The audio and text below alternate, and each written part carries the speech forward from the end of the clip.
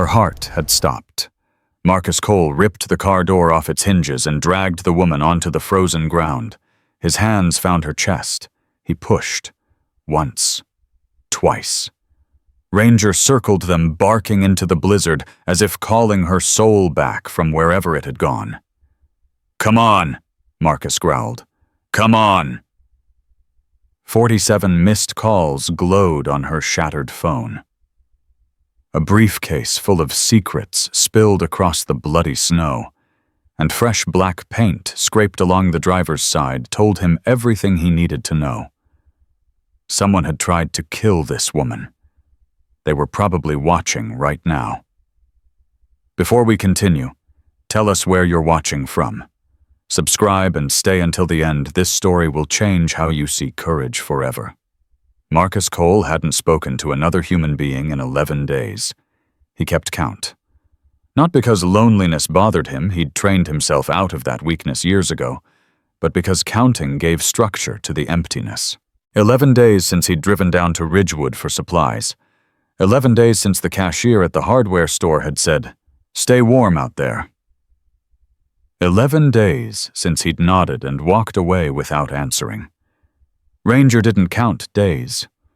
Ranger counted heartbeats, breath patterns, the slight tension in Marcus's shoulders that meant a nightmare was coming. The German shepherd sat rigid in the passenger seat, now ears forward, amber eyes locked on the wall of white beyond the windshield. "Easy," Marcus said. Ranger didn't relax. That meant something. Marcus had learned to trust the dog's instincts more than his own. 7 years together, 4 in Afghanistan, 3 in these mountains, had taught him that Ranger sensed danger before it had a name. The dog's left ear, torn during their last mission, twitched once. "What do you see, boy?" Ranger's low whine cut through the howl of wind. Marcus slowed the truck. His hands tightened on the wheel. The road had disappeared 2 miles back, buried under ice and fresh snow. He was navigating by memory now, following the ghost of a path his grandfather had driven 1,000 times. His grandfather. Dead 15 years this winter. Heart attack at 62, alone in the cabin, Marcus now called home. They'd found him by the fireplace, coffee still warm, as if death had simply walked in and sat down beside him. "Don't turn away," the old man used to say. "That's the only rule that matters." Marcus had turned away once, in Kandahar, following orders instead of his gut. 37 people dead because he'd chosen protocol over conscience. He would carry that weight until he died. Ranger barked. Sharp. Once. Marcus hit the brakes. The truck slid, then caught. Through the sheets of driving snow, his headlights swept across something that didn't belong. Metal. Glass. The broken spine of a luxury sedan wrapped around the guardrail like a crushed aluminum can. "Stay," Marcus commanded. He grabbed his flashlight and shoved open the door. The cold hit him like a physical blow, 20 below, maybe colder with the wind chill. His lungs seized. His eyes watered and froze. Ranger was already out, ignoring the command pause, sinking deep as he moved toward the wreck with purpose, Marcus recognized. The dog had found something alive. Marcus reached the vehicle in seconds that felt like hours. The driver's side door had buckled inward. He grabbed the frame and pulled. Metal screamed. His shoulders burned. The door gave way with a sound like breaking bones. She was slumped against the steering wheel. Woman, early 40s, dark hair matted with blood. Her skin had gone the color of old snow. "Ma'am," Marcus reached for her neck. "Ma'am, can you hear me?" Pulse. Weak. Threading. But there. He'd found pulses like this before, in places he tried not to remember. Most of them had faded under his fingers, while he counted the seconds between beats, willing them to continue knowing they wouldn't. "Stay with me," he said. "You hear me? Stay with me." Her eyes fluttered. For a moment he saw them brown, shot through with gold, filled with something that might have been fear or might have been fury. Then they closed again. Marcus worked fast. He'd done this more times than he could count. Stabilize the neck, check for spinal damage, assess the bleeding. The gash across her forehead was deep, but not arterial. Her right ankle had twisted at an angle that made his stomach turn. Hypothermia was killing her faster than any of it. "Ranger, here." The dog pressed against her, immediately sharing 98 degrees of body heat with a stranger. Marcus stripped off his jacket, then his flannel shirt beneath it. He wrapped her in layers, cocooning her against the cold. That was when he saw her phone. The screen was cracked, but still glowing. 47 missed calls. The same number over and over. The contact name made him pause. "Richard, do not answer." Beneath the phone, a leather briefcase had spilled across the passenger seat. Papers everywhere. Marcus wasn't the kind of man who read other people's documents, but the red stamp across the top page demanded attention. Confidential Project Summit. "What the hell were you into?" he murmured. She didn't answer. Her breathing had grown shallow enough to scare him. Marcus lifted her into his arms. She weighed nothing, all sharp angles and fragile warmth slipping away. Ranger stayed tight against his leg as they moved toward the truck, the dog's body a barrier against the wind. He settled her across the back seat, tucking blankets around her, keeping one hand on her chest to feel the faint rise and fall. Still breathing. Still fighting. Then he went back for the briefcase. He told himself it was evidence. He told himself someone would need it for the accident report. He told himself he wasn't curious about a woman who had 47 missed calls from someone she'd labeled, "Do not answer." The drive to the cabin took 23 minutes. Marcus counted every one. Ranger sat in the back now, pressed against the woman's side, whining softly every time her breathing changed. "Almost there," Marcus kept saying. "Almost there." He didn't know if he was talking to her or himself. The cabin was cold when they arrived, but the walls were thick and the fireplace drew clean. Marcus kicked the door open, carried her to the hearth, and went to work building a fire, with hands that shook from more than just the temperature. Ranger positioned himself between the woman and the door.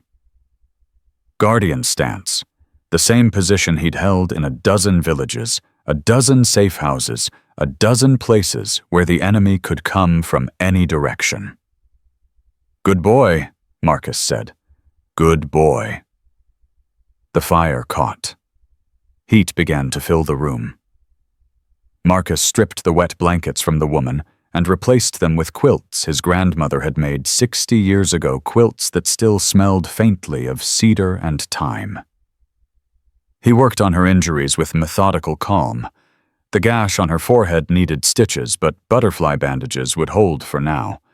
The ankle was bad fractured, maybe broken, but he'd set worse in worse conditions. He fashioned a splint from a drawer slat and lengths of cord, apologizing under his breath with every movement that made her moan. "I'm sorry. I know, I'm sorry." She wasn't conscious enough to hear him, but he said it anyway. By the time he finished, the cabin had warmed enough that his breath no longer clouded in front of his face. He sat back on his heels, watching the firelight play across her features. She was striking. Not beautiful in the conventional sense, but striking. High cheekbones, strong jaw, a face built for boardrooms and battles. Even unconscious, she carried herself with a kind of authority that made Marcus feel like he should be standing at attention. "Who are you?" he asked the empty room. Ranger's ears pricked. The dog had heard something Marcus hadn't. Marcus rose slowly. His hand moved instinctively to his hip, where a weapon hadn't hung in 3 years. Old habits. He crossed to the window and peered through the frost-rimmed glass. Nothing, only snow and wind and the endless darkness of a mountain storm. But Ranger didn't stand down. The dog stayed, rigid eyes fixed on the door, a low growl building in his chest. "Easy," Marcus said, though his own pulse had quickened. "It's just the storm." He didn't believe it. Ranger didn't believe it either.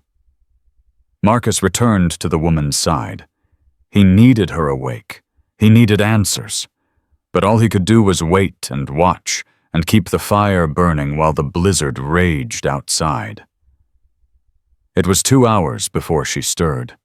2 hours of Marcus sitting in his grandfather's chair, watching her breathe, trying not to think about the briefcase on the table. The papers inside. The words he'd glimpsed before, forcing himself to look away. Contamination levels exceeding federal limits by 4,000%. 12 confirmed pediatric cases. 4 fatalities, ages 6, 7, 7, and 9. "No!" the woman gasped, lurching upright so suddenly that Marcus nearly fell out of his chair. "No, no, no!" She tried to stand. Her ankle buckled. She would have collapsed if Marcus hadn't caught her. "Easy," he said. "You're safe. Let go of me." She fought him. Weak, injured, half-frozen, and she still fought him with everything she had. Marcus held on, absorbing her blows, waiting for the panic to burn itself out. "You're safe," he repeated. "Listen to me. You're safe." "You don't understand." Her voice cracked. "They're coming. Who's coming?" She stopped struggling. Her eyes met his for the first time since the accident. Brown shot through with gold, just as he'd remembered. But now he saw something else in them. Terror. Raw and absolute. "Who are you?" she demanded. "Marcus Cole. I found you on the road. Your car was... How did you find me? My dog sensed. How did you know where I was?" Her paranoia was so intense it took him aback. He released her slowly, hands raised. "I didn't know," he said carefully. "I was driving through the storm. Ranger, my dog, he alerted. I stopped. I found you, that's all." She searched his face for something. Lies, maybe. Threat. Whatever she was looking for, she didn't seem to find it because some of the tension drained from her shoulders. "The briefcase," she said. "Where's my briefcase?" Marcus nodded toward the table. "It's there." "I didn't read." She was already moving, dragging herself across the floor, on her injured ankle teeth clenched against the pain.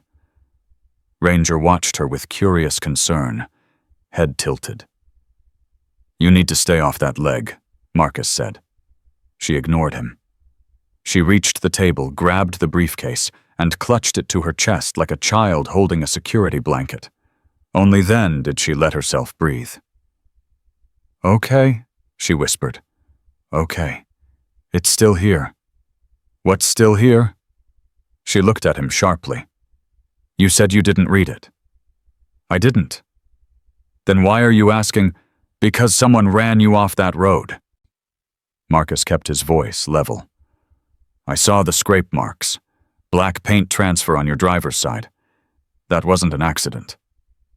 The color that had started returning to her cheeks drained away again. "You saw that. I was trained to see things like that." "Trained? What are you, some kind of former Navy SEAL?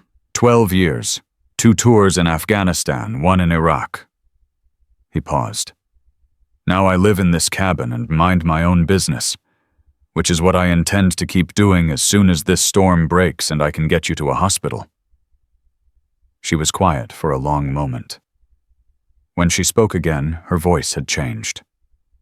Softer. More human. "I'm Victoria," she said. "Victoria Ashford." The name hit Marcus like a punch to the gut. Ashford. Ashford Energy. The company whose rigs dotted the mountains for 100 miles in every direction. The company that had transformed these quiet valleys into extraction zones. The company that, "You're the CEO," he said. It wasn't a question. Yes. Of Ashford Energy. Yes. Marcus took a step back. He'd read the articles, the environmental reports, the accusations that the company consistently denied. He'd seen the trucks rumbling through Ridgewood, the workers who spent money at the local bars and left trash on the hiking trails. "The hospital can wait," she said quickly, reading his expression.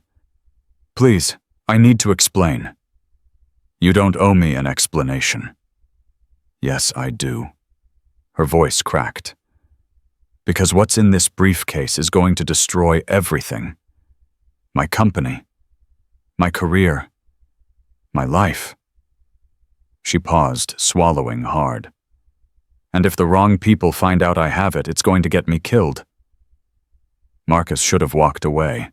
He should have told her to wait out the storm, pointed her toward the nearest town, and washed his hands of whatever corporate nightmare she'd gotten herself into. But Ranger had crossed the room. The dog now sat beside Victoria, leaning against her injured leg, with the same protective instinct he'd shown on a dozen battlefields. And Marcus had learned years ago to trust the dog's judgment more than his own. "Okay," he said finally. "I'm listening." Victoria opened the briefcase. Her hands trembled as she spread the documents across the table. 3 years ago, Ashford Energy started a new extraction operation in the Ridgewood Basin. Fracking. Natural gas. We were told it was safe. We were told the aquifers were protected. We were told... Her voice broke. We were lied to. Marcus looked at the papers, charts, medical records, photographs of children with hollow eyes and patchy hair. What am I looking at? Contamination. Victoria pointed to a map covered in red markers. These are wells that supply drinking water to 3 communities. This, she tapped a dense cluster of markers, is the town of Cedar Falls. Population 2,400. Elementary school 340 students. And 12 of those students have developed rare cancers in the last 18 months. 4 of them are dead. The words hung in the air like smoke. Just 6, 7, 7, and 9, Victoria continued, her voice hollow. Their names were Michael, Sarah, Emma, and little Thomas, who wanted to be a firefighter. She closed her eyes. They were poisoned by water that came from wells my company contaminated. Marcus felt something cold settle in his chest, something that had nothing to do with the weather. Did you know? No. Her eyes snapped open, fierce. I didn't know. I swear to God I didn't know until 3 weeks ago. A whistleblower inside the company came to me with evidence, internal memos, test results that were buried, orders from the board to keep extracting even after contamination was confirmed. The board, Richard Caldwell, our COO. Victoria's jaw tightened. And Senator James Whitmore, who sits on 3 environmental oversight committees and has been blocking EPA investigations into our operations for 5 years. A senator. He's been paid $2.3 million in consulting fees since the contamination started. Victoria laughed bitterly. Consulting? That's what they call it now. Bribes aren't bribes if you file the right paperwork. Marcus studied her face, looking for the tell. The flicker of deception. The rehearsed emotion. He found none. Why were you on that road tonight? Because I was running. Victoria pulled her arms tighter around the briefcase. I was supposed to present these documents to a journalist in Denver tomorrow morning. Someone I trust. Someone who can get this story out without my company's lawyers burying it. And someone tried to stop you. Richard knows I have the evidence. He's been tracking my movements for weeks. I thought if I left during the storm, took the back roads. She shook her head. Stupid. I should have known he'd have people watching. His security team. Private contractors. Former military, most of them. Her eyes met Marcus's. Men like you. I'm nothing like them. No, she said quietly. No, I don't think you are. Ranger whined softly. The dog's ears had pricked again, his body tensing in the same way it had on the road. Marcus moved to the window. What is it? Victoria asked, panic edging back into her voice. Probably nothing. It wasn't nothing. Through the driving snow, barely visible in the darkness, 2 sets of headlights crawled up the mountain road. No high beams. Running dark.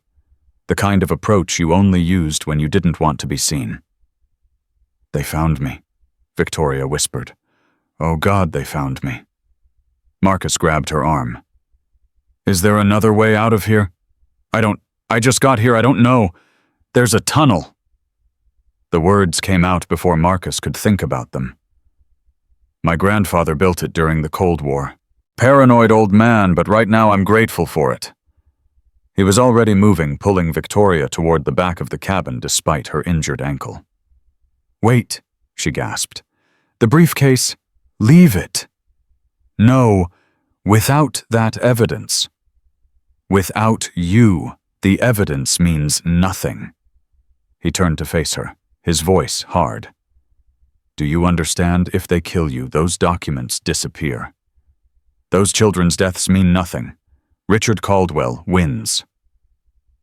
Victoria's face crumpled. For a moment she looked like a woman who had been running for too long and had finally run out of road. Then something changed. Her jaw set, her shoulders squared. Then let's go, she said. Marcus grabbed the briefcase with one hand and Victoria's arm with the other.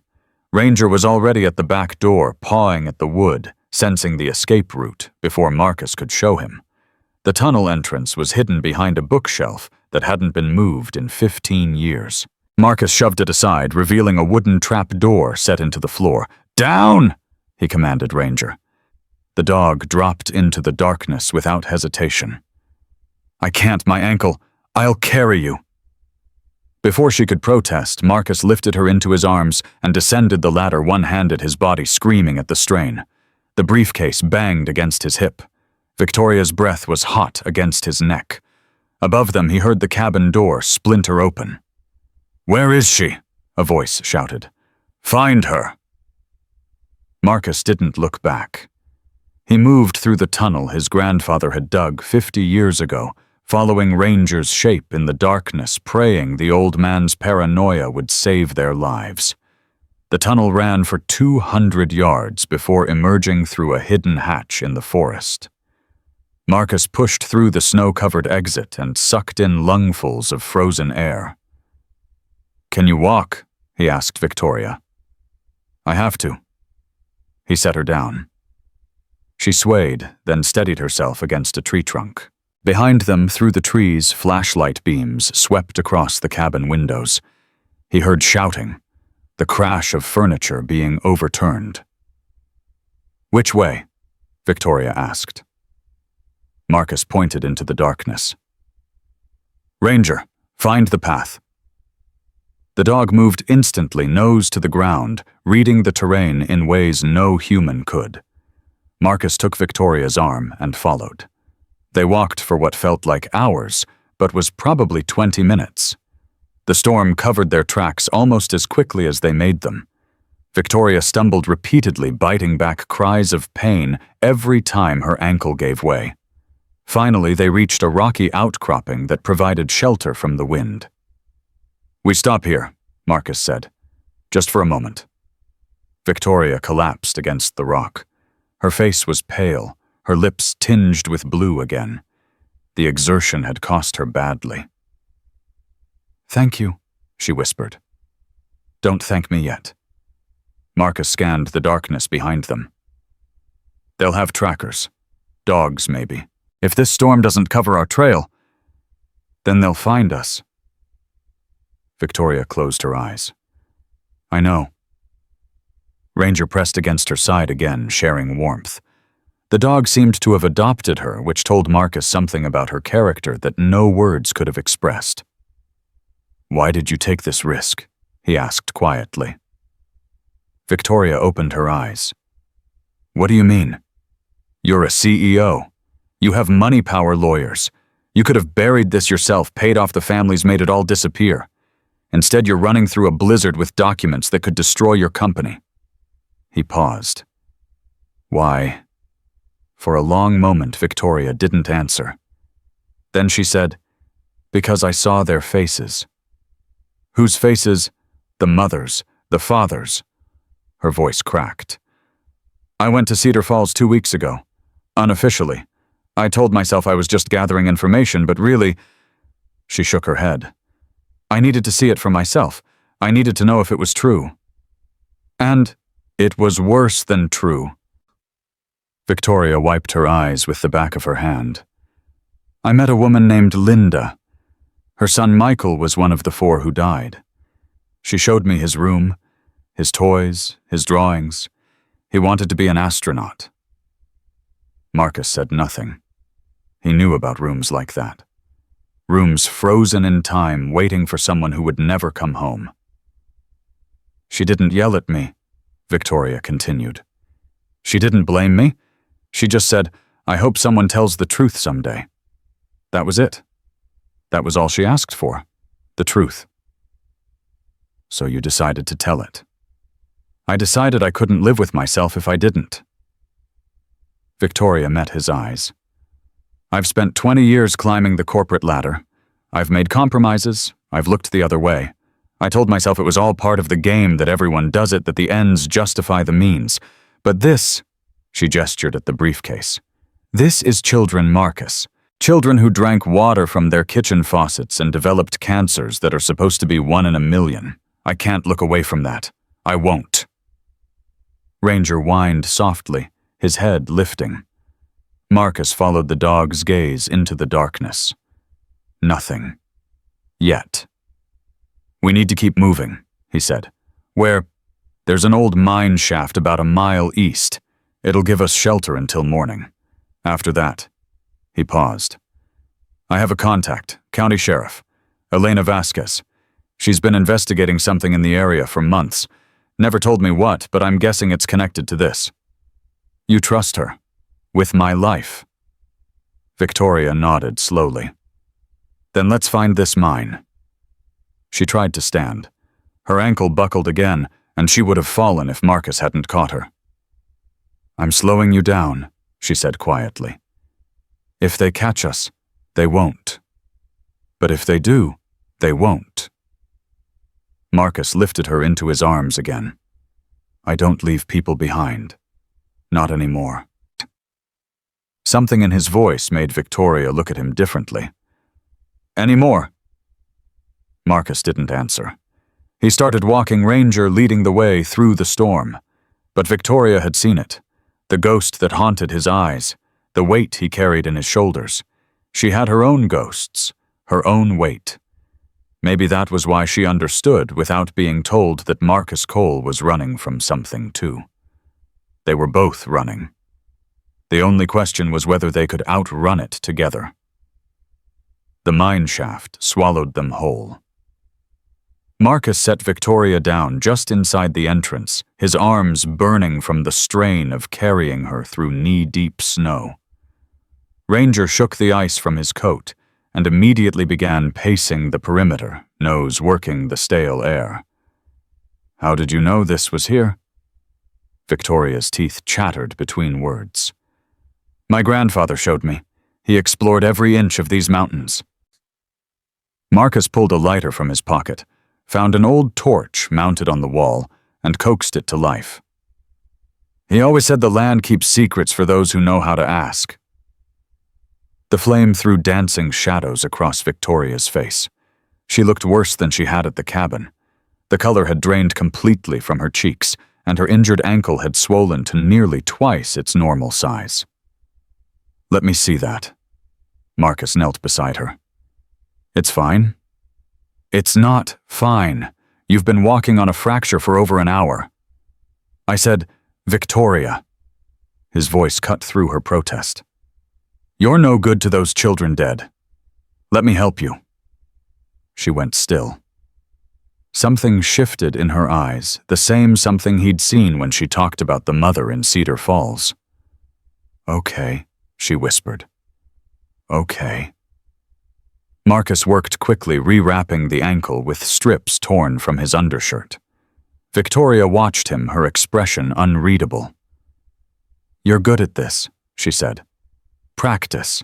Afghanistan, among other places." "How many? Enough to know what I'm doing." He tied off the bandage. "That should hold until we can get you proper medical attention." Victoria flexed her foot, experimentally wincing. "Thank you." "Don't thank me yet. We're not out of this." Ranger's head snapped toward the mine entrance. A low growl rumbled in his chest. Marcus killed the torch instantly. Darkness crashed over them like a wave. "What?" Victoria started. "Quiet." They listened. Wind, snow, the groan of old timber, and then voices. Distant, but distinct. "Tracks end here. Check the mine. She can't have gone far." Marcus grabbed Victoria's hand and pulled her deeper into the shaft. She bit back a cry of pain as her ankle protested, but she kept moving. "There's a branch ahead," Marcus breathed against her ear. "Left fork goes down. Right fork loops back toward the ridge." "Which way?" "Left. They'll expect us to run for high ground." They moved in total darkness, Marcus guiding Victoria with one hand, while the other trailed along the damp wall. Ranger walked ahead, his breathing the only sound Marcus trusted. The voices grew louder. Flashlight beams swept across the entrance behind them.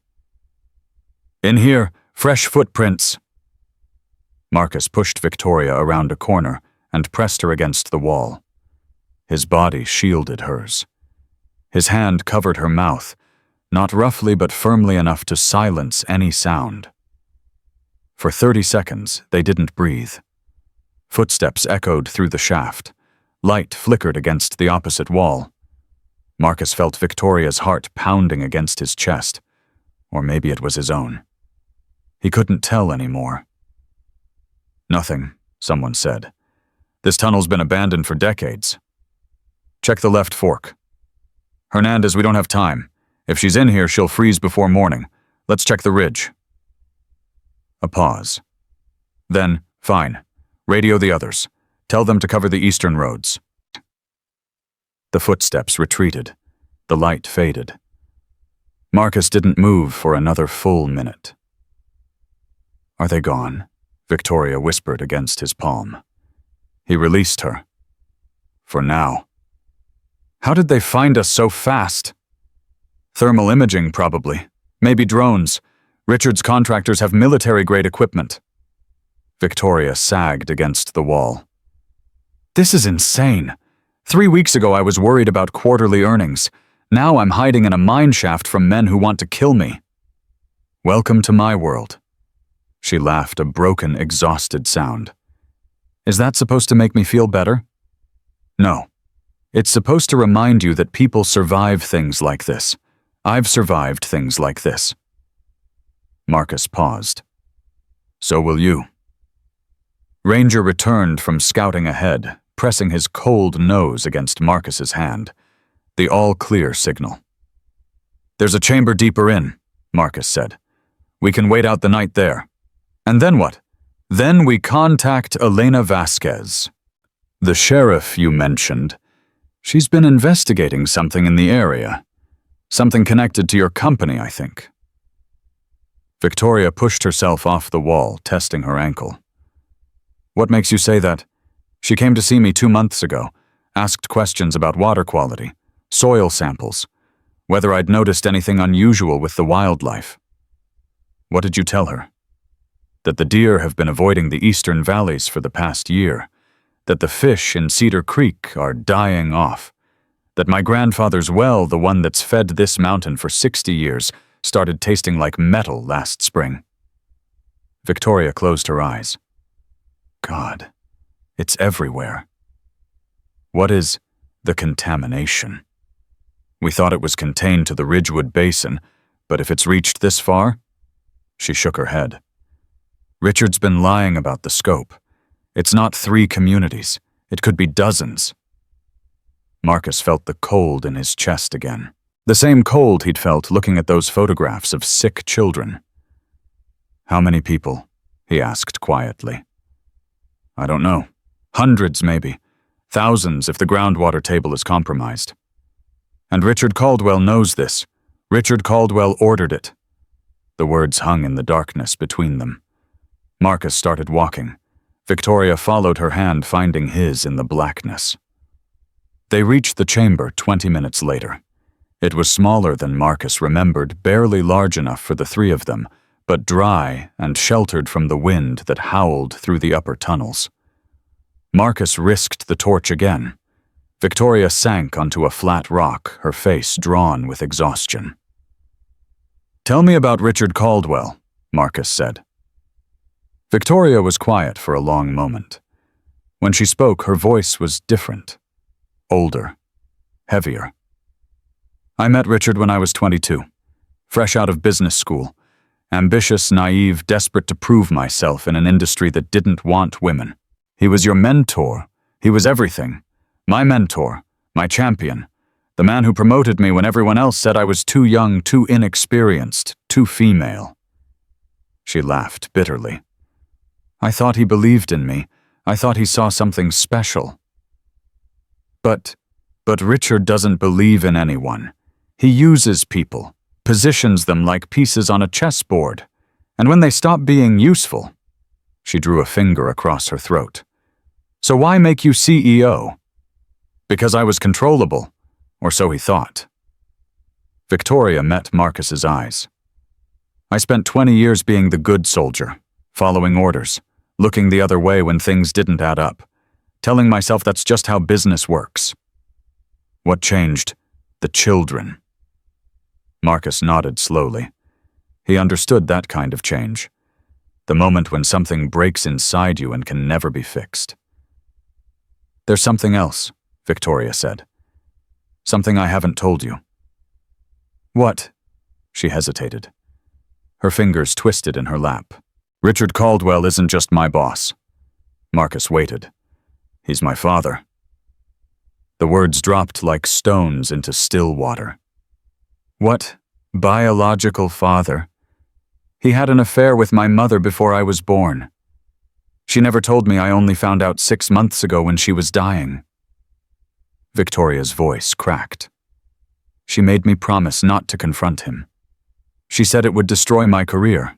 She said, she was protecting you. She was protecting him. Victoria wiped her eyes. She loved him even after everything. Even after he abandoned her. Even after he built an empire on lies and let her raise me alone. Marcus didn't know what to say. He'd seen evil in many forms in the eyes of men who killed without hesitation in the cold calculations of those who traded lives for profit. But this was different. This was personal. Does he know that you know? He asked finally. I don't think so. I've been careful. Victoria pulled the briefcase closer. But it doesn't matter. Whether he's my father or not, he's poisoning children. He's killing people. And I'm going to stop him. Ranger whined softly and laid his head on Victoria's knee. She stroked his ears automatically, the way someone does when they've forgotten how to accept comfort from humans. Why are you telling me this? Marcus asked. Because if something happens to me, someone needs to know the whole truth. Victoria looked up at him. And because you haven't run yet. Why would I run? Because this isn't your fight. You found a woman in a crashed car. You could have dropped her at a hospital and walked away. Instead, you're hiding in a mine shaft with mercenaries hunting you. Marcus was quiet for a moment. The torch flickered shadows dancing across the rough walls. 12 years ago, he said slowly. I was in Afghanistan, small village called Baraki. We'd been using it as a base of operations. The locals helped us, gave us intelligence, shelter, food. There was a translator there, Fatima. She had 2 daughters, 6 and 8. Victoria listened without interrupting. We got orders to evacuate. Intelligence said the Taliban was moving in and we couldn't hold the position. But Fatima and her family, they couldn't leave. If the Taliban found out, they'd helped us. He stopped, swallowed. I asked my CO if we could take them with us. He said no. Civilians weren't part of the extraction protocol. I argued. He gave me a direct order. What did you do? I followed it. Marcus's voice was barely audible. I got in the helicopter. I left them there. What happened? The Taliban came the next day. They killed everyone who'd helped us. 37 people, including Fatima and her daughters. Victoria's hand found his in the darkness. I spent 6 years telling myself I had no choice, Marcus continued. That orders are orders, that one man can't save everyone. He looked at her. But that's a lie. I had a choice. I made the wrong one, and I've been running from it ever since. You're not running now. No, I'm not. They sat in silence, connected by their hands, and their guilt, and the impossible weight of trying to make things right. Then Victoria's phone buzzed. They both froze. Marcus had forgotten about the phone, had assumed it was dead after the crash. Victoria pulled it from her pocket. The screen glowed in the darkness. It still works, Marcus asked. Emergency battery. It must have kicked in. Her face went pale. Oh God. What? It's a text from a blocked number. She turned the phone toward him. The message was simple. We have your mother. Return the documents or she dies. You have 12 hours. Victoria's hands shook. My mother is dead.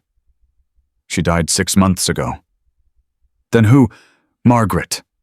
Victoria's voice was strangled. My mother's nurse. She's been like family to me for years. She must have... She couldn't finish. Marcus took the phone. Is this Richard? It has to be. He knows everyone I care about, everyone I... Victoria stood abruptly, swaying on her injured ankle. I have to go back. I have to give him what he wants. Victoria. She's 73 years old, Marcus. She has nothing to do with this. If you go back, he'll kill you both. You know that. Then what am I supposed to do? Victoria's voice broke. Just let her die. Marcus grabbed her shoulders. Listen to me. Listen. If Richard wanted to kill Margaret, she'd already be dead. He's using her as leverage because he's scared. The evidence you have, it can destroy him. He needs you to come to him on his terms. So would I just abandon her? No. We get help.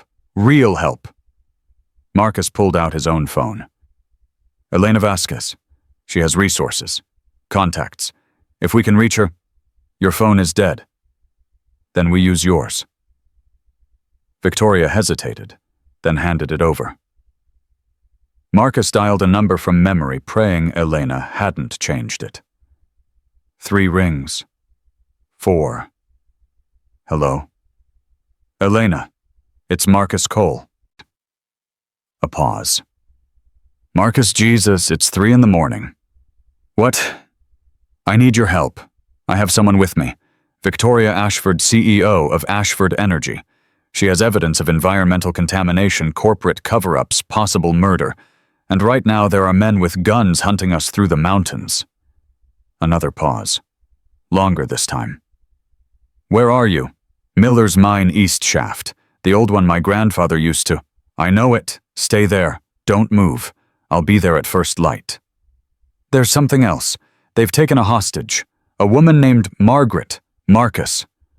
Elena's voice sharpened. Is the evidence real? I've seen it. Children dying from contaminated water. Corporate cover-ups going back years. A senator on the payroll. Which senator? Whitmore. Elena exhaled slowly. I've been trying to build a case against these people for 18 months. If what you're saying is true, it's true. But we need to move fast. They're going to kill the hostage in 12 hours. I'll make some calls. Sit tight. Elena paused. And Marcus, don't trust anyone else. This thing goes higher than you know. The line went dead. Marcus handed the phone back to Victoria. Help is coming. And Margaret, Elena will figure something out. Victoria's eyes filled with tears. She used to make me soup when I was sick. She taught me how to garden. She's the only person in my life who never wanted anything from me, except to see me happy. Then we'll get her back. How can you be sure? Marcus couldn't. He'd made promises before that he couldn't keep. He'd watched people die because his certainty wasn't enough. But he looked at Victoria, bruised, broken, but still fighting, and he said the only thing he could. Because I won't let them take anyone else from you. I won't make that mistake again. Victoria searched his face. Whatever she found there made her nod slowly. Okay, she whispered. Okay. Ranger moved between them, pressing his body against both of their legs, offering warmth and steadiness in the way only an animal can. They settled against the wall to wait for dawn. Victoria's head eventually dropped against Marcus's shoulder. Her breathing slowed into something like sleep. Marcus didn't sleep. He watched the entrance of the chamber, listened to the wind, and counted the hours until help arrived. Somewhere out there, men with guns were looking for them. Somewhere out there, an old woman was being held hostage for crimes she didn't commit. Somewhere out there, children were drinking poisoned water because a man named Richard Caldwell valued profit over their lives. And Marcus Cole, who had spent 6 years running from a village he couldn't save, finally understood why he'd found Victoria on that road. Not accident, not coincidence, purpose. The torch flickered once, then steadied. Dawn was still hours away, but for the first time in longer than he could remember, Marcus wasn't afraid of the dark. Dawn came gray and cold through the mine entrance. Marcus woke to Ranger's low growl. His hand found Victoria's arm instantly. Someone's coming, he breathed. Victoria's eyes snapped open. No confusion. No transition between sleep and waking. She was alert in a heartbeat the way people become when they've spent days running for their lives. Footsteps echoed through the shaft, steady, deliberate, one set only. Marcus positioned himself between Victoria and the entrance muscles coiled. Marcus Cole. A woman's voice. Familiar. Elena. Sheriff Elena Vasquez stepped into the chamber flashlight beam, cutting through the darkness. She was 55 years old, with silver-streaked black hair pulled back tight, and eyes that had seen too much to be surprised by anything. Her badge caught the light as she moved. You look like hell, she said. Feel like it too. Elena's gaze shifted to Victoria. Something flickered across her face, recognition calculation decision. Victoria Ashford, I've been wanting to meet you for 18 months. Victoria struggled to her feet, leaning against Marcus for support. You're the sheriff investigating the contamination? I'm the sheriff who's been stonewalled at every turn by your company's lawyers. Elena's voice was flat. 4 dead children, and I couldn't get a single warrant approved. Every judge in the county suddenly developed scheduling conflicts. Every witness suddenly remembered they had nothing to say.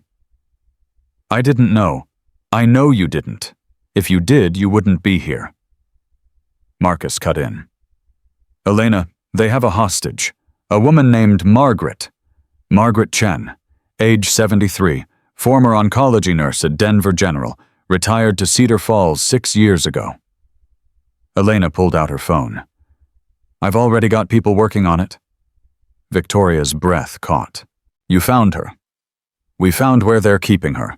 An old Ashford Energy facility on Route 9, officially decommissioned. Unofficially. Elena showed them a thermal image. 4 heat signatures inside. One of them hasn't moved in hours. Margaret.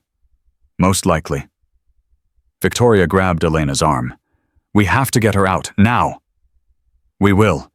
But first I need to see this evidence Marcus mentioned.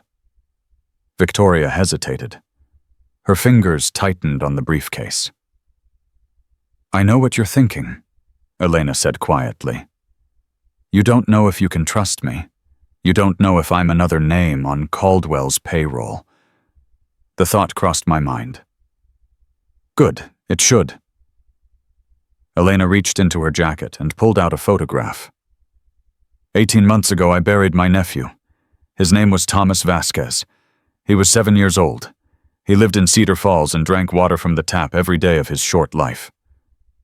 Victoria's face went white. I'm not on anyone's payroll, Ms. Ashford. I'm in this because Richard Caldwell killed my family. So you can trust me or not, but either way, I'm taking that man down. The silence stretched between them. Then Victoria opened the briefcase. Elena studied the documents for 20 minutes. Her expression never changed, but her hands trembled slightly as she turned each page. This is everything, she said finally. Internal memos, test results, financial records, Senator Whitmore's payments. She looked up at Victoria. Do you understand what you're holding? Evidence. No, you're holding a bomb. This doesn't just destroy Ashford Energy. This takes down half the state's political establishment. Judges, senators, regulatory officials. Elena tapped a page. This goes all the way to the governor's office. Marcus felt the weight of her words settle over the chamber. The governor, Victoria's voice was strangled. David Morrison, your father's golf buddy, the man who appointed 3 of the judges who blocked my warrants. Elena shook her head. This isn't corruption, Ms. Ashford. This is a system, and you just became the biggest threat that system has ever faced. Victoria sat down heavily on the rock. Her injured ankle throbbed, but she barely noticed. I thought it was just Richard, she whispered. I thought if I exposed him, Richard is the head of the snake, but the body stretches across the entire state. Then how do we fight it? Elena smiled grimly. We don't fight it here. We take it federal. Federal? I have a contact at the FBI. Agent named David Park. He's been building a case against Whitmore for years, but could never get enough evidence. Elena gestured at the briefcase. This is enough. This is more than enough. Marcus stepped forward. What about Margaret? We can't wait for the FBI to move. No, we can't. Elena checked her watch. Caldwell's deadline is in 8 hours. My people are in position around the facility, but we can't move without risking the hostage. So what's the plan? The plan is you. Elena looked at Victoria. Caldwell wants the documents. He wants you to bring them to him personally. Absolutely not, Marcus said. I wasn't asking you. She's injured. She's exhausted. She's been running for 2 days straight. You want to send her into a building full of armed mercenaries. I want to send her in wired with backup, waiting to breach the moment we have Margaret's location confirmed. Elena met his eyes. It's risky, but it's the only play we have. Victoria stood up. I'll do it. Victoria, Marcus, she's right. Richard won't negotiate with anyone else. He won't believe anyone else. But me. She took a breath. He thinks I'm still the good soldier, still the controllable piece on his chessboard. If I walk in there looking beaten, desperate, ready to deal, he might actually believe I've given up. And if he doesn't, then at least Margaret has a chance. Marcus wanted to argue, wanted to lock her in this mine shaft and handle the situation himself. But he saw the determination in Victoria's eyes, the same determination that had driven her onto a mountain road in a blizzard with evidence that could get her killed. I'm coming with you, he said. Marcus, I'm coming with you. End of discussion. Elena nodded slowly, Fine. You can pose as her driver. Ex-military security she hired for protection. It fits the profile. What about Ranger? The dog goes with my deputy, Sarah Mitchell. She's stationed a quarter-mile from the facility with a tactical team. Marcus crouched beside Ranger, his hand finding the familiar warmth of the dog's fur. Ranger looked at him with those amber eyes that had seen too much, understood too much. You stay with Sarah, Marcus said quietly. You protect her. And if things go wrong, his voice caught, you'll know what to do. Ranger pressed his head against Marcus's palm, a goodbye that might be forever. They moved out an hour later. Elena had brought a truck warm clothes and medical supplies. She splinted Victoria's ankle properly and gave her painkillers that dulled the worst of it without clouding her mind. The drive to the facility took 40 minutes. 40 minutes of silence. 40 minutes of watching the mountains slide past and wondering if any of them would see another sunrise. There's something you should know, Elena said as they approached the turnoff. Something I didn't tell you before. Victoria looked up. What? Margaret Chen isn't just a former nurse. 30 years ago she worked at a clinic in Denver, a private clinic that specialized in delicate situations. I don't understand. Your mother came to that clinic when she was pregnant with you. The words hit Victoria like a physical blow. What are you saying? Margaret was the nurse who helped your mother through the pregnancy. She was there when you were born. Elena paused. And she was the one who convinced your mother not to terminate. Marcus watched Victoria's face cycle through shock, confusion, understanding. Richard wanted her to. Richard offered your mother a significant amount of money to end the pregnancy. He was already married, already building his empire. A bastard child was an inconvenience. But Margaret talked your mother out of it, helped her disappear, set her up with a new identity in a new city. Elena's voice softened. She's the reason you exist, Victoria, and Richard has never forgiven her for it. Victoria's hands were shaking. He knows. He knows what she did. He's known for years. This isn't just about the documents. This is personal. He's going to kill her. Not if we get there first. The facility rose out of the trees like a forgotten monument. 3 stories of concrete and rust, surrounded by a chain-link fence topped with razor wire. Official signage marked it as decommissioned. The 2 black SUVs parked near the entrance suggested otherwise. Elena pulled to a stop 100 yards from the gate. Last chance to change your mind, she said. Victoria was already reaching for the door. Not a chance. They approached on foot, Marcus walking half a step behind Victoria with his hand near his hip, where a weapon would have been if Elena hadn't forbidden it. Unarmed. Walking into a trap. The irony wasn't lost on him. The gate swung open before they reached it. A man stepped out of the shadows. Tall, broad face like carved stone. Former military Marcus could see it in his stance, his eyes the way his hand rested near his holster. Ms. Ashford, Mr. Caldwell is expecting you. I'm sure he is. Your companion will wait here. He comes with me. That's not, he comes with me or I walk away right now, and your boss can explain to Senator Whitmore why his political career just ended. Victoria's voice was pure ice. Your choice. The guard hesitated. His hand moved toward his radio. Make the call, Victoria said. But make it fast.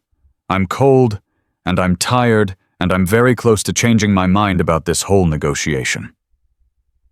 A long pause. Then the guard spoke into his radio, received a response, and stepped aside. Follow me. They walked through the facility in silence, past rusted equipment, past empty offices, past evidence of recent occupation coffee cups, discarded food wrappers, a jacket thrown over a chair. Marcus counted guards, 6 visible, probably more hidden. All armed, all professional. Bad odds, but he'd faced worse. They reached a door at the end of a long hallway. The guard knocked twice, then opened it. Richard Caldwell sat behind a metal desk like a king on a throne. He was 62 years old, with silver hair swept back from a face that belonged on currency. Handsome, in the way that powerful men often are the attractiveness of authority, rather than physical beauty. His eyes were Victoria's eyes, the same brown shot through with gold. Victoria, his voice was warm, welcoming, the voice of a father greeting a beloved daughter. "I'm so glad you came to your senses." Victoria stopped in the center of the room. "Where's Margaret? Safe, comfortable. Worried about you, actually. She's been asking when you'd arrive. I want to see her. And you will, after we conclude our business." Richard gestured at the chair opposite his desk. "Please, sit. You look exhausted." "I'll stand." Something flickered in Richard's eyes. Annoyance quickly masked. "As you wish." His gaze shifted to Marcus. "And who's this security?" "Former military, I assume. SEAL, if I'm not mistaken. We have similar men on our team." Richard smiled. "You're among friends here, Mr. Cole." "Mr. Cole. Welcome." Marcus said nothing. His eyes were moving, cataloging, calculating. Exit points, sight lines, the positions of the guards in the room. "The documents," Richard said, turning back to Victoria. "I assume you brought them." Victoria lifted the briefcase. "Every page." "Excellent. May I—" She set the briefcase on the desk, but didn't open it. "Margaret first." "Victoria, please. We're family. Surely you can trust—" "We're not family." Victoria's voice cut like glass. "You're the man who tried to pay my mother to abort me. You're the man who's been poisoning children for profit.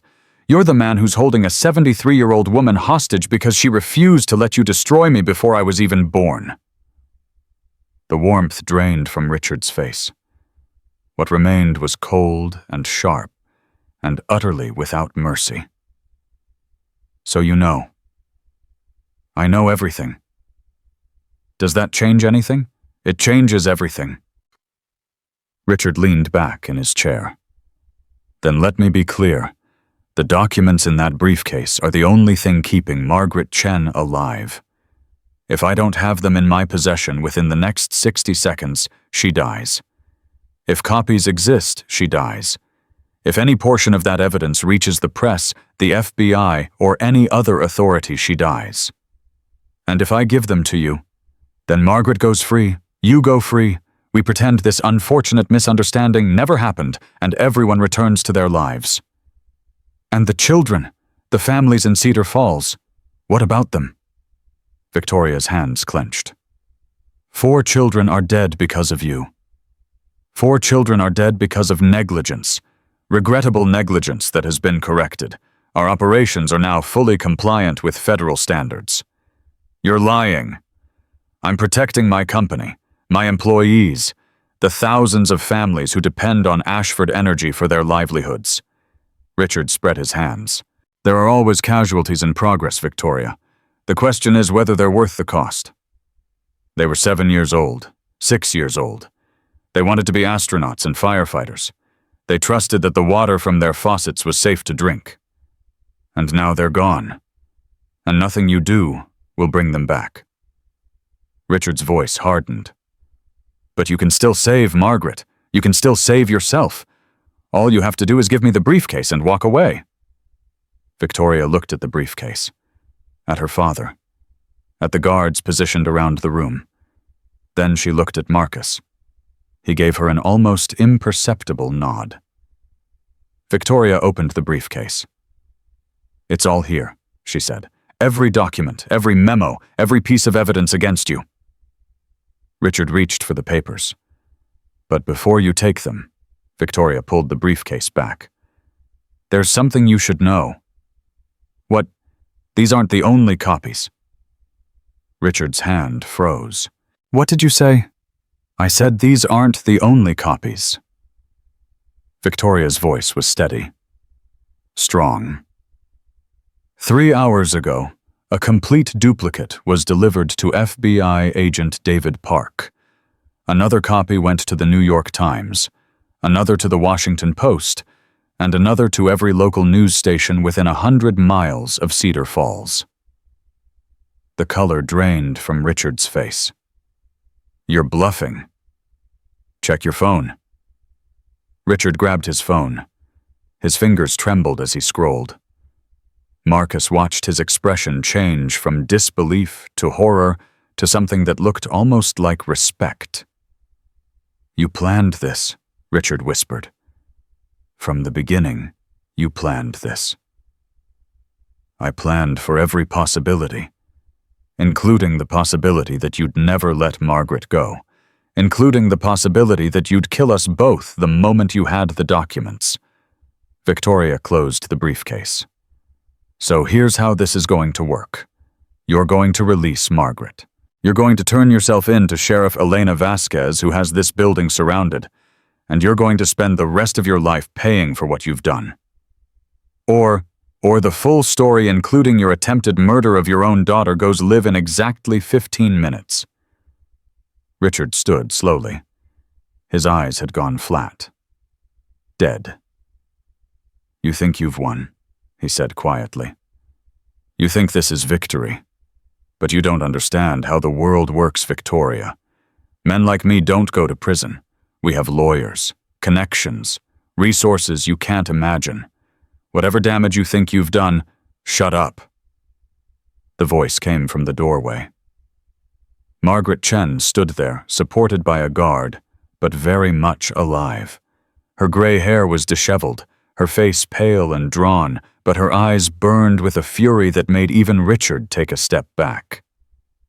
30 years, Margaret said, her voice shaking. 30 years I've kept your secrets, protected you, let you believe I was just a harmless old woman who could be ignored.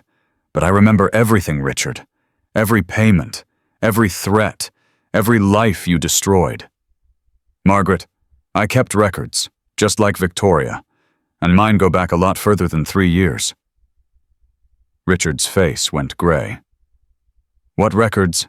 Everything. Margaret smiled grimly. Did you think I was stupid? Did you think I wouldn't protect myself? You've been bribing judges since 1987. Richard, destroying evidence since 1992, and covering up environmental violations since before Victoria was born. The door behind Margaret burst open. Elena Vasquez stepped through. Badge visible, weapon drawn. Richard Caldwell, you're under arrest. For a long moment, nobody moved. Then Richard's hand shot toward his desk drawer. Marcus was faster. He crossed the distance in 2 strides, catching Richard's wrist before his fingers could close around the pistol hidden inside. A twist, a crack, and the weapon clattered to the floor. Richard screamed. Don't, Marcus said quietly. Just don't. The guards reached for their weapons. I wouldn't, Elena called out. My team has snipers on every exit. You draw, you die. One by one, the guards raised their hands. Victoria rushed to Margaret, catching the older woman as her legs gave out. I'm sorry, Victoria whispered. I'm so sorry you were dragged into this. Margaret touched her face with a weathered hand. I've been waiting 30 years for this moment, dear. 30 years to watch him fall. She smiled through tears. It was worth every minute. Outside, the sun was rising over the mountains. Red and gold light spilled through the windows as Elena's team swept the building. Richard Caldwell was led away in handcuffs, his broken wrist cradled against his chest, his empire crumbling around him. Marcus stood beside Victoria on the facility steps, watching the procession of police vehicles arrive. It's over, she said softly. Not yet. The trial. The testimony. The people who will try to bury this. I know, but the worst is over. Victoria turned to face him. "Thank you, Marcus. For everything." "Don't thank me. Thank Ranger. He's the one who made me stop." Victoria laughed, the first real laugh he'd heard from her. "Then I'll thank him when I see him." Ranger bounded across the parking lot as if summoned, breaking free from Deputy Mitchell and racing toward them. The dog hit Marcus's legs with enough force to stagger him, tail wagging furiously. "Good boy," Marcus said, burying his face in Ranger's fur. "Good boy." Elena approached phone in hand. "The FBI has issued warrants for Senator Whitmore and Governor Morrison. Both are expected to turn themselves in within the hour." Victoria exhaled slowly. "It's really happening. It's really happening." Elena paused. "There's going to be a press conference in Denver tomorrow. The families from Cedar Falls want to attend. They want to meet this woman who finally told the truth. I'm not a hero. Maybe not. But to them you are." Elena looked at Marcus. "Both of you." Marcus said nothing. He was watching the sunrise, thinking about a village in Afghanistan. About 37 people he couldn't save. This time was different. This time he hadn't turned away. The drive to Denver took 4 hours. Victoria sat in the back of Elena's SUV, Margaret beside her, their hands intertwined. Neither had spoken much since leaving the facility. There was too much to process. Too many years of secrets and pain suddenly exposed to the light. Marcus rode in the front passenger seat, Ranger curled at his feet. The dog hadn't left his side since they'd reunited. Every few minutes, Marcus reached down to touch Ranger's head, reassuring himself that they'd both survived. "The press conference is at 2 o'clock, Elena said, breaking the silence. "FBI is handling security. Agent Park wants to brief you both beforehand." "Both of us?" Marcus asked. "You're part of this now, Cole, whether you like it or not." He didn't like it. He'd spent 6 years avoiding cameras, reporters, any form of public attention. The last thing he wanted was his face on every news channel in the country. But he looked in the rearview mirror at Victoria, at the exhaustion in her eyes, the weight on her shoulders, and knew he couldn't walk away now. "Fine," he said, "but I'm not giving speeches." "Nobody's asking you to give speeches. Just stand there and look intimidating." Elena almost smiled. "That shouldn't be hard." They reached the federal building at noon. The sidewalk was already crowded with news vans, reporters setting up equipment, photographers jockeying for position. "This is insane," Victoria murmured. "This is just the beginning." Elena pulled into an underground parking garage. "Wait until the trial starts." Agent David Park met them inside. He was a small man with sharp eyes, and the kind of quiet intensity that Marcus recognized from his years in special operations. This was someone who noticed everything and forgot nothing. "Ms. Ashford," Park shook her hand firmly. "I've been working this case for 3 years. I never thought I'd see this day." "Neither did I." "Your evidence is solid. Better than solid. We've already got Senator Whitmore in custody. Governor Morrison's lawyers are negotiating his surrender as we speak. And Richard, being processed at the county jail. No bail. Flight risk." Victoria exhaled slowly. "He has resources. Connections. He'll try everything. And he'll fail." Park's voice was certain. "We've frozen his accounts, seized his properties. His lawyers are jumping ship faster than rats on a sinking boat." He paused. "The man who terrorized you is finished, Ms. Ashford. Whatever power he had died the moment you walked into that facility." Margaret squeezed Victoria's hand. "There's something else," Park continued. "The families from Cedar Falls are here. They arrived this morning. They're asking to speak with you before the press conference." Victoria's face went pale. I don't know if I can. You can. Marcus's voice was quiet, but firm. You have to. She looked at him, saw something in his eyes that made her straighten her shoulders. Okay, she said. Take me to them. The families waited in a conference room on the 3rd floor. 12 people. Parents, grandparents, siblings. Their faces told stories of sleepless nights and hospital vigils and graves dug far too soon. Victoria stopped in the doorway. A woman rose from her seat. Mid-40s graying hair eyes red from crying. She crossed the room slowly, her gaze locked on Victoria's face. You're her, the woman said. The one who told the truth. I'm Victoria Ashford. I know who you are. The woman's voice cracked. My name is Linda Martinez. My son Michael was one of the children who died. Victoria's chest tightened. Linda, I'm so sorry. Don't apologize. Linda took Victoria's hands in both of hers. You didn't poison my boy. You didn't cover it up. You risked everything to expose the people who did. I should have known sooner. You know now. That's what matters. Linda pulled Victoria into an embrace. Thank you. Thank you for giving my son justice. Victoria broke. The tears she'd been holding back for days finally came great heaving sobs that shook her entire body. Linda held her through it, this stranger, who had lost everything, offering comfort to the woman who could have been her enemy. The other families gathered around. One by one, they touched Victoria's shoulders, her arms, her hands. No accusations, no blame, just gratitude that someone had finally listened. Marcus watched from the doorway, his throat tight.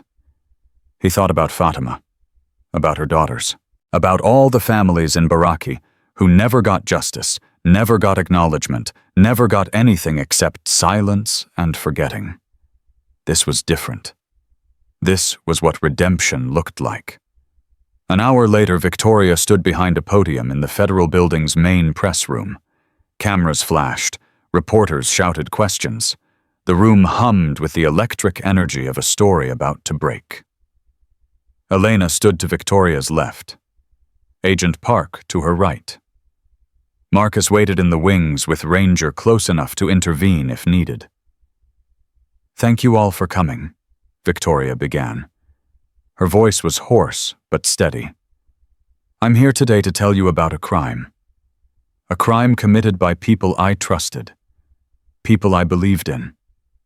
People who were supposed to protect us, but chose instead to poison us. She spoke for 45 minutes.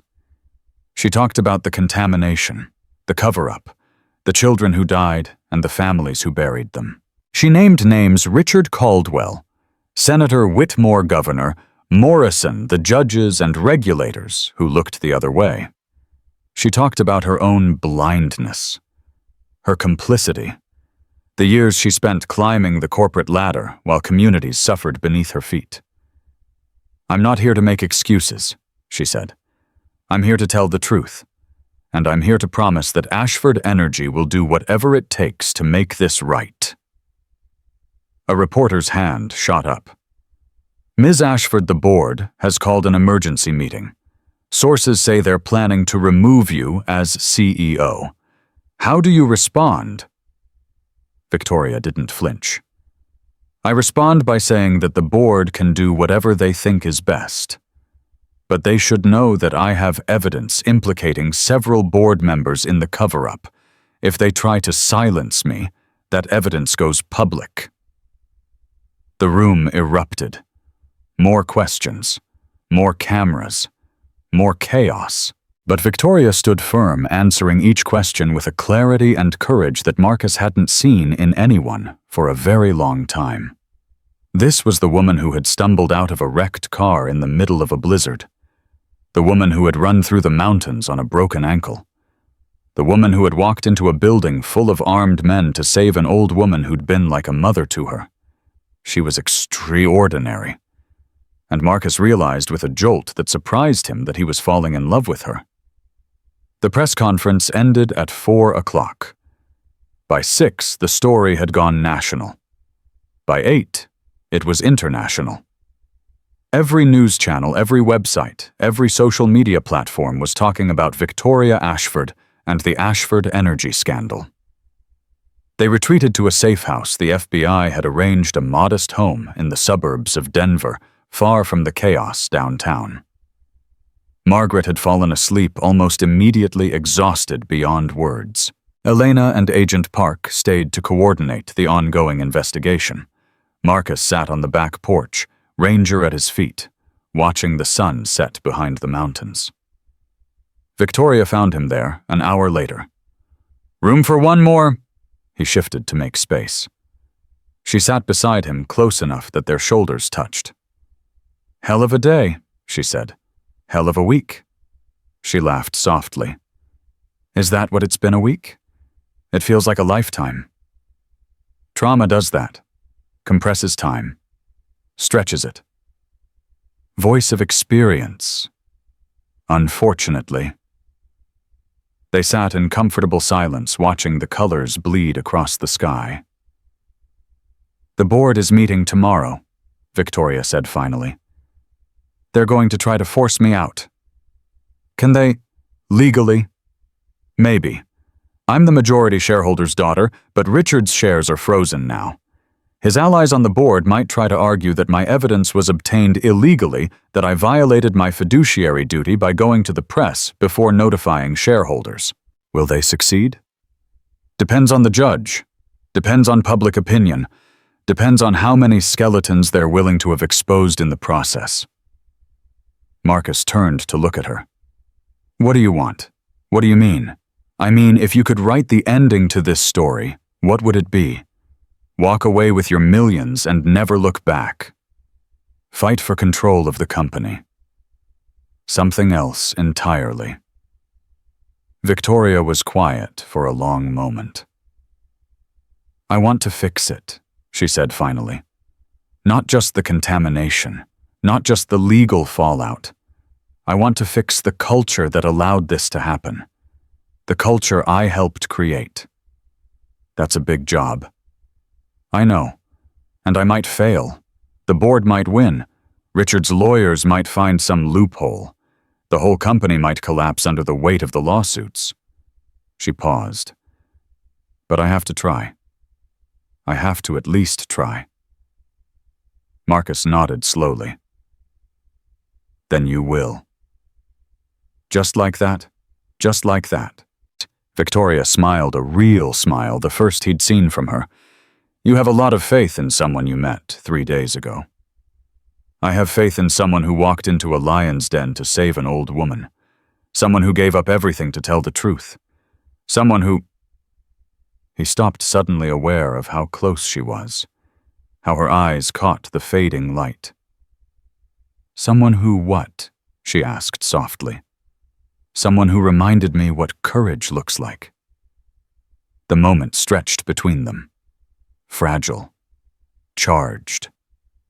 Then Victoria's phone buzzed. She pulled it out, frowning at the screen. "Unknown number." "Don't answer it. It might be important." "Victoria," she answered anyway. "Hello?" Marcus watched her face change, the color draining, the fear returning. "Who is this?" Victoria demanded. "How did you get this number?" She listened for 30 seconds. Then she lowered the phone, her hand shaking. "What is it?" Marcus asked. "That was Richard's lawyer.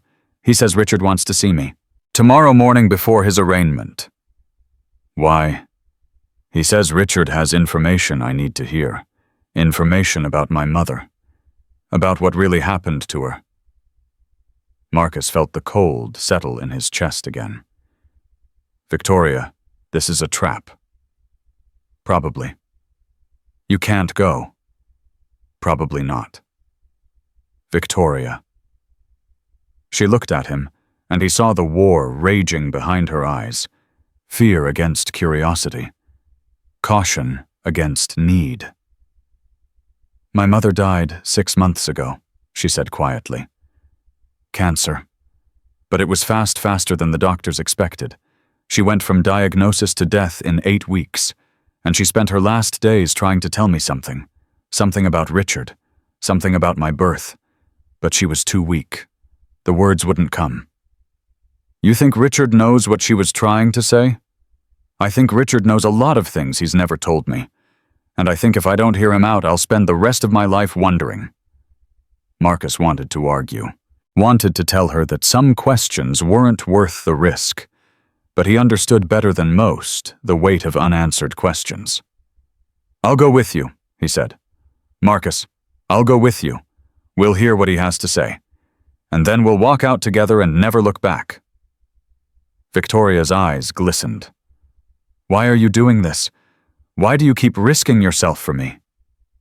Marcus thought about Fatima, about her daughters, about all the people he'd failed to save. "Because you're worth saving," he said simply, "and because I'm done turning away." Victoria leaned into him, then her head resting against his shoulder.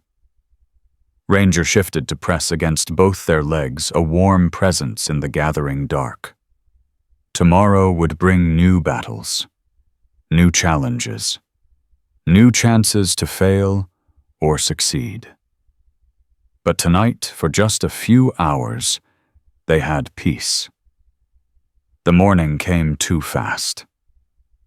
Elena drove them to the county jail, her jaw tight with disapproval. "This is a mistake," she said for the 10th time. "Richard is desperate. Desperate men do desperate things." "I know," Victoria said. "He's going to try to manipulate you, play on your emotions, make you doubt everything you've done." "I know. So why are you doing this?" Victoria didn't answer. She couldn't explain the pull, the need to understand the man who had shaped her life without her knowledge, who had tried to erase her existence before it began. The jail's visiting room was cold and sterile, a metal table bolted to the floor, 2 chairs on each side, a guard standing by the door. Richard Caldwell was already waiting when they entered. He looked smaller than he had at the facility. The silver hair was disheveled, the perfect suit replaced by an orange jumpsuit. His broken wrist was wrapped in a cast. But his eyes were the same, sharp, calculating, alive with an intelligence that hadn't dimmed despite his circumstances. "Victoria," he smiled as if welcoming her to a boardroom. "Thank you for coming." "I'm not here for pleasantries." Victoria sat across from him, Marcus standing at her shoulder. "Your lawyer said you have information about my mother." "I do." "Then talk." Richard studied her for a long moment. "You look like her, you know. More every year. The same determination, the same fire. I didn't come here for comparisons. No, you came here for truth." Richard leaned forward. "So let me give you some. Your mother didn't die of cancer, Victoria. She was murdered." The word hung in the air like smoke. "What? The cancer was real, stage 4. But she should have had months left, not weeks. Someone accelerated the process." "That's impossible. She was in hospice care. Doctors were monitoring. Doctors can be bought. Nurses can be bribed. A little extra morphine in the IV, a slight adjustment to the medication schedule." Richard spread his hands. "It's surprisingly easy to help someone along when no one's looking too closely." Victoria's face had gone white. "You're lying." "I'm not. And you know I'm not because you noticed it too. How fast she faded at the end. How the doctors couldn't explain the sudden decline. How she kept trying to tell you something but couldn't find the words." "Who?" Victoria's voice was barely a whisper. "Who did this?" Richard smiled. Cold. Triumphant. "I did." Marcus grabbed Victoria's arm before she could lunge across the table. "Easy," he murmured. "Easy." "You killed her," Victoria's voice cracked. "You killed my mother. I ended her suffering. She was dying anyway. I simply expedited the process." "Why?" "Because she was going to tell you everything. About me. About your birth. About all the things I'd done to keep you from ever knowing the truth." Richard's smile faded. "She called me, 3 days before she died. Said she couldn't keep my secrets anymore. Said you deserved to know who your father really was. So you murdered her to protect yourself." "I protected my legacy, my company, everything I'd built." Richard's voice hardened. "You think you've won, Victoria. You think this trial will destroy me. But you're wrong. Even from this cell, I have resources, connections, people who will do anything I ask." "Is that a threat?" "It's a fact. You've taken everything from me. My freedom, my reputation, my company. But there's one thing you can never take." He leaned forward, eyes burning. "You will always be my daughter. My blood runs through your veins. And no matter how hard you try to destroy my legacy, you will always be part of it." Victoria stood slowly. Her whole body was trembling, but her voice was steady. "You're wrong," she said. "I'm not your legacy. I'm your undoing. And when you spend the rest of your life in prison, I want you to remember that the daughter you tried to abort, the daughter, you tried to control the daughter, you tried to silence, she's the one who brought you down." She turned and walked out. Marcus followed, one hand on her back, steadying her as she moved through the hallways and out into the sunlight. She made it to Elena's car before she broke down. Marcus held her while she sobbed for her mother, for herself, for all the years stolen by a man who should have loved her, but only ever used her. Ranger pressed against her legs, whining softly. Elena stood watch, keeping the world at bay. And somewhere behind them, in a cell that would be his home for decades to come. Richard Caldwell sat alone with the knowledge that his empire had crumbled, his secrets had been exposed, and his own blood had delivered the killing blow. Justice, when it came, was absolute, but the wounds it left behind would take years to heal. 6 months passed like water through a broken dam. Victoria stood in the federal courthouse on the day Richard Caldwell received his sentence. Life imprisonment without parole. 12 counts of conspiracy to commit murder. 4 counts of negligent homicide. 17 counts of environmental crimes. 63 counts of bribery and corruption. The judge's voice echoed through the chamber as he delivered the verdict. "Mr. Caldwell, in my 30 years on the bench, I have never encountered a defendant so utterly devoid of remorse. You poisoned children. You murdered your lover. You attempted to destroy your own daughter. And through it all, you showed nothing but contempt for the lives you ruined." Richard stood motionless in his orange jumpsuit. His face betrayed nothing. "I sentence you to spend the rest of your natural life in federal prison. May God have mercy on your soul, because this court has none to offer." The gavel fell. Victoria didn't flinch. She'd spent 6 months preparing for this moment, and now that it had arrived, she felt only emptiness. No triumph, no satisfaction, just the hollow ache of a wound that would never fully heal. Marcus sat beside her, his hand covering hers. He hadn't left her side since that morning in the jail parking lot. Not during the endless depositions, not during the board meetings that stretched into the night, not during the moments when grief overwhelmed her, and she couldn't remember why she was fighting. "It's over," he said quietly. "No." Victoria watched as guards led Richard away. "It's just beginning." She was right. The trial had destroyed Ashford Energy's reputation, But Victoria refused to let it destroy the company itself. She fought the board with everything she had, leveraging her evidence, rallying shareholders, exposing the directors who had enabled Richard's crimes. One by one, her enemies fell. First, the chairman caught on tape, discussing bribes with Senator Whitmore. Then the CFO, whose offshore accounts revealed decades of embezzlement. Then 3 more directors, each with their own secrets, each willing to betray the others to save themselves. By spring, Victoria controlled the board. Her first act was to rename the company. Ashford Energy became Clarity Resources. A fresh start. A new mission. "We can't undo what was done," she told the remaining executives on her first day in full control. "But we can make sure it never happens again. Every decision we make from this day forward will be guided by one principle: people before profit." Some laughed, some quit, most stayed uncertain, but willing to try. The cleanup in Cedar Falls took 2 years. Victoria funded every penny herself, selling off her inheritance, liquidating assets Richard had left in her name.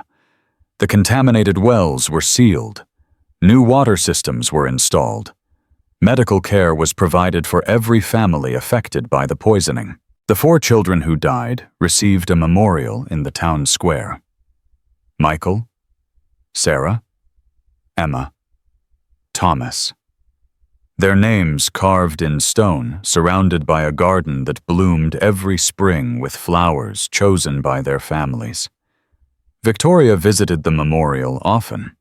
She never spoke when she was there. She just stood reading the names, remembering why she had risked everything. Marcus understood. He never asked her to explain. He had his own ghosts to tend. The cabin remained his home, but it was no longer a place of isolation. Victoria came when she could, sometimes for days, sometimes for weeks. They would sit on the porch together, watching the mountains change with the seasons, learning each other's silences. "I never asked you," Victoria said one evening, 8 months after the trial. "Why you stayed. After Richard was arrested, after the danger was over, you could have walked away, gone back to your solitary life." Marcus was quiet for a long moment. Ranger lay between them, his gray muzzle resting on Victoria's knee. "I spent 6 years running," he said finally. "Running from what happened in Afghanistan, running from who I used to be, running from the possibility that I might fail someone again. And now I'm done running." He turned to look at her. "You showed me that courage isn't about never being afraid. It's about doing the right thing despite the fear, about standing up when it would be easier to stay down. I was terrified every moment." "I know. That's what made it brave." Victoria leaned into him, her head finding its familiar place against his shoulder. "What happens now?" she asked. "Now we figure out what comes next. Together." "Together," she repeated. "I like the sound of that." The seasons turned. Margaret Chen recovered from her ordeal and moved into a small house Victoria bought for her near Cedar Falls. She planted a garden, made friends with the neighbors, became the unofficial grandmother of the town. Every Sunday, she baked cookies for the children at the elementary school, the same school where 4 students had died, now renamed Hope Elementary. Elena Vasquez was promoted to state police commissioner, overseeing an overhaul of the corruption that had enabled Richard's crimes. She visited Marcus occasionally, bringing news from the outside world, reminding him that he was remembered, valued, needed. "You could do more," she told him one autumn afternoon. "The work you did with Victoria, it made a difference. There are other people who need someone like you. Someone like me, someone who doesn't give up, someone who sees what others miss." Elena paused. "I'm starting a new task force. Environmental crimes, corporate corruption, the kind of cases that fall through the cracks. I could use a consultant." Marcus looked at Ranger, who had lifted his head at the sound of his master's name. I'll think about it. He did more than think. By the following spring, Marcus Cole had become the lead investigator for the Colorado Environmental Justice Initiative. He worked with Elena's task force tracking contamination, exposing cover-ups, protecting communities that had been ignored by the system. Ranger went everywhere with him. The dog had slowed with age, 9 years old, now muzzle-gray joints stiff on cold mornings, but his instincts remained sharp. More than once, Ranger detected something Marcus had missed, a hidden dump site, a contaminated stream, the fear in a witness's voice that said more than their words. "You should retire him," Victoria said one evening, watching Ranger limp up the cabin steps. "He's earned it." "I've tried. He won't let me." Marcus scratched behind the dog's ears. "Some soldiers never stop fighting. They just adapt." "Speaking from experience, maybe," Victoria smiled. The scar on her forehead had faded to a thin white line, barely visible in certain light. She'd stopped trying to hide it. It was part of her now, a reminder of the night that had changed everything. "The board approved the new initiative," she said. "Environmental monitoring for every community within 50 miles of our operations. Local oversight committees with real authority. Whistleblower protections that actually mean something." How did the shareholders react? Some complained, said it would hurt the bottom line. Victoria shrugged.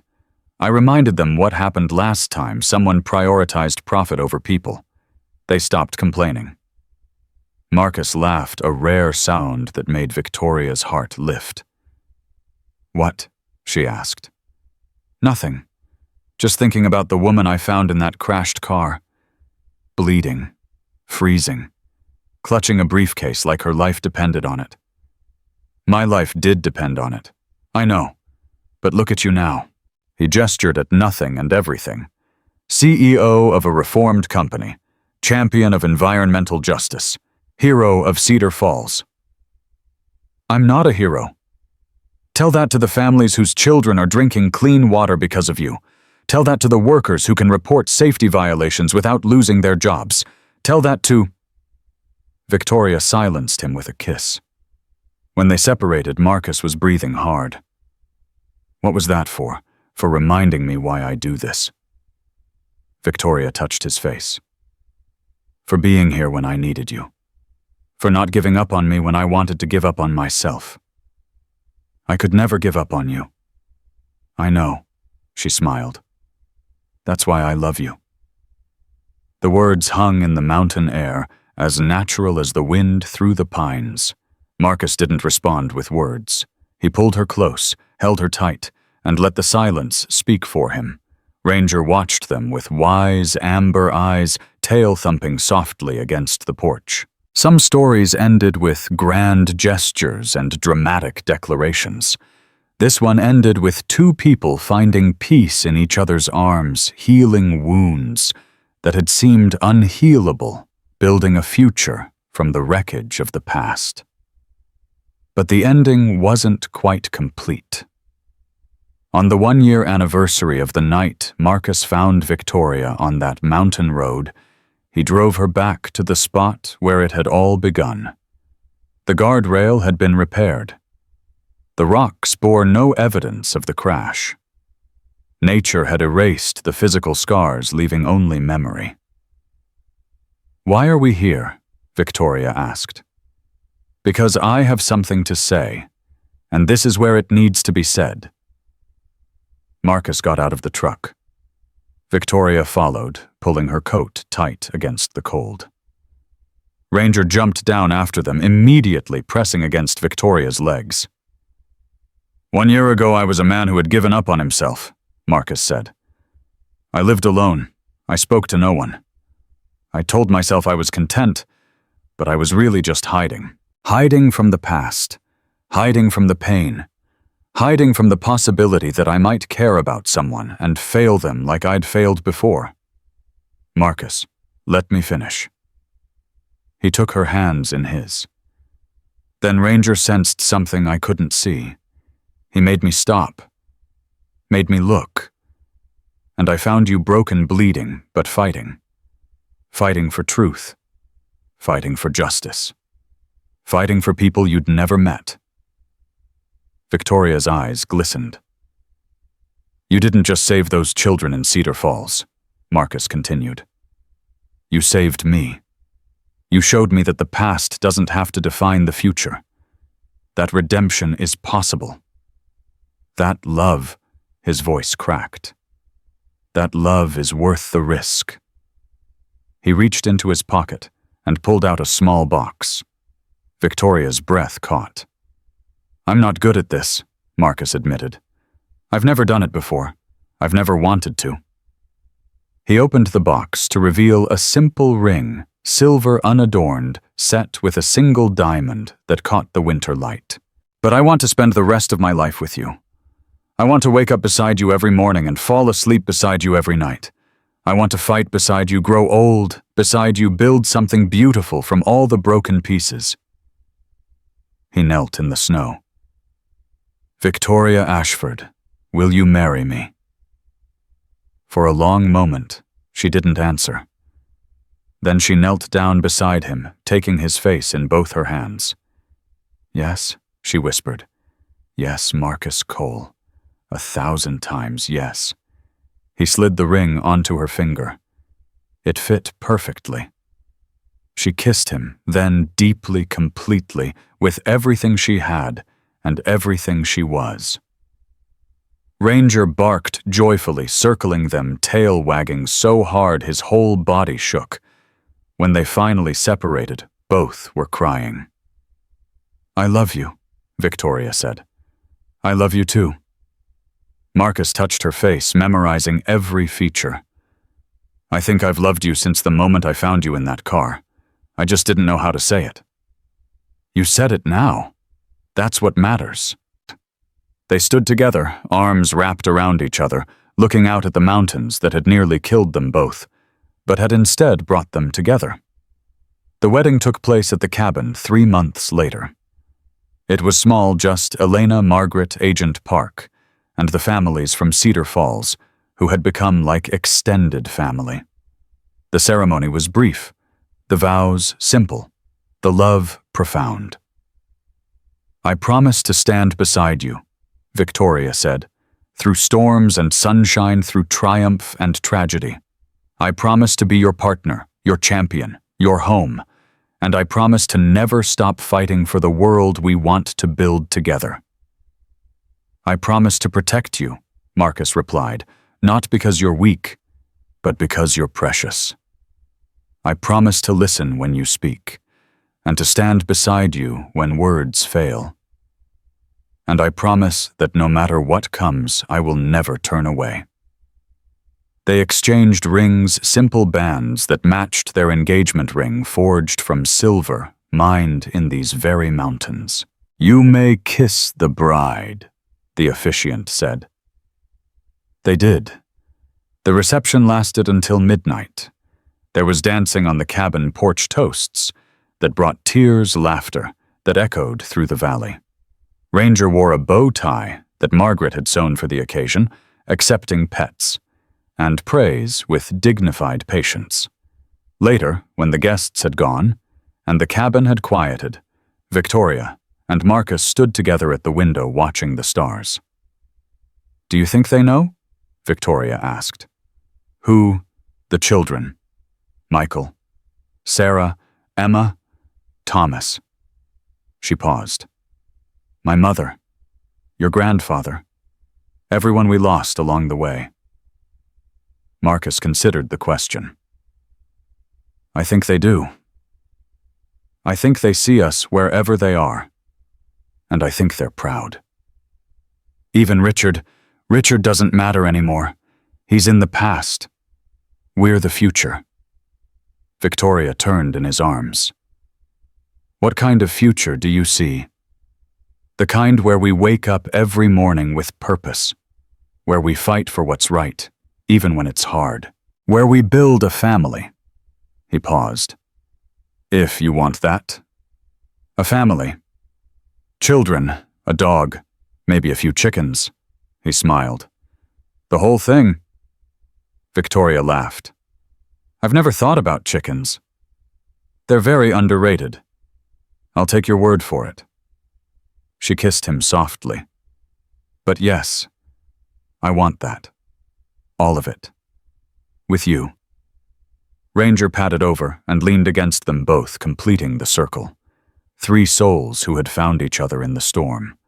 3 lives intertwined by fate, sealed by choice. A year later, their daughter was born. They named her Hope. She had her father's gray eyes and her mother's determination. From her first cry, she was a fighter, screaming at the world with lungs that refused to be silenced. Tiny fists clenched, as if ready to take on whatever challenges lay ahead.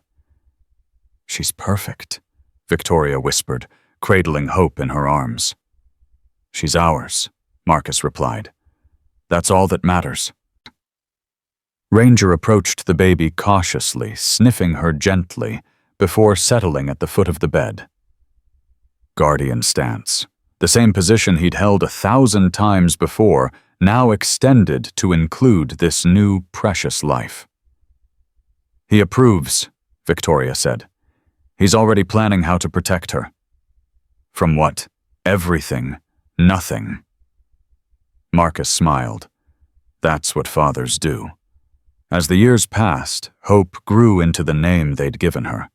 She inherited her parents' courage, their compassion, their commitment to justice. She visited Cedar Falls every summer, played with the children who had survived the contamination, listened to stories about the ones who hadn't. She understood from a very young age that some things were worth fighting for. Marcus continued his work with the Environmental Justice Initiative, training new investigators, exposing new crimes, protecting new communities. His hair went gray, his joints stiffened, but his purpose never wavered. Victoria transformed Clarity Resources into a model for corporate responsibility. Other companies followed her lead, some willingly, some because they had no choice. The standards she established became industry norms, then legal requirements, then the baseline against which all others were measured. Margaret lived to see Hope's 5th birthday. She passed peacefully in her sleep that autumn, surrounded by the family she had helped create. Her grave lay beside the memorial for the 4 children in the garden that bloomed every spring. Ranger died the following winter at the age of 14.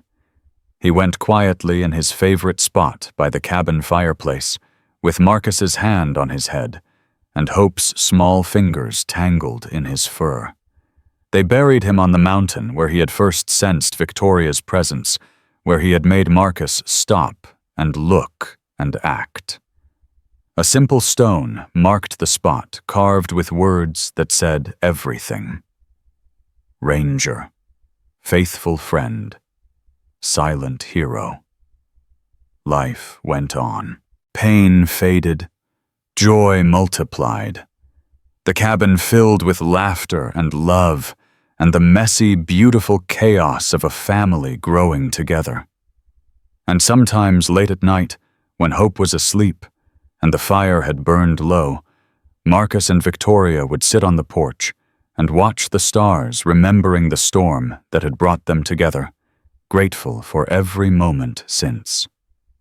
Do you ever wonder, Victoria asked one night, 20 years after that first meeting, wonder what would have happened if Ranger hadn't sensed me, if you'd driven past, if I'd died in that car?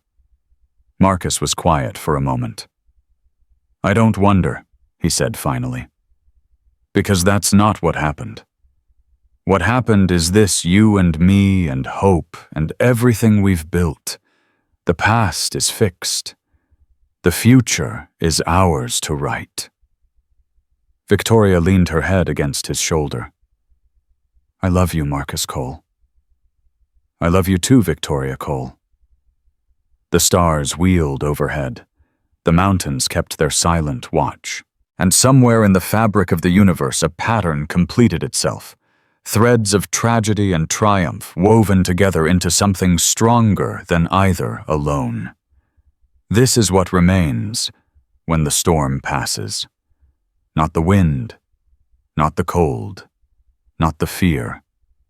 What remains is love.